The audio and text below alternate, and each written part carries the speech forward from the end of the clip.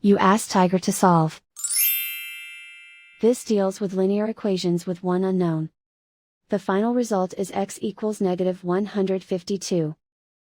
Let's solve it step by step. Swap sides. Group all constants on the right side of the equation. Add 12 to both sides. Simplify the arithmetic.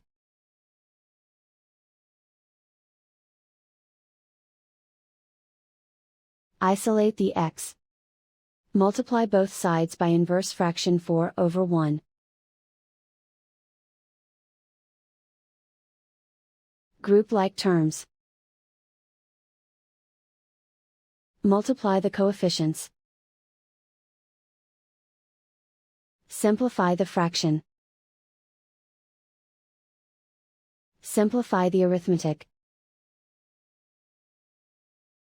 And so the final result is x equals -152.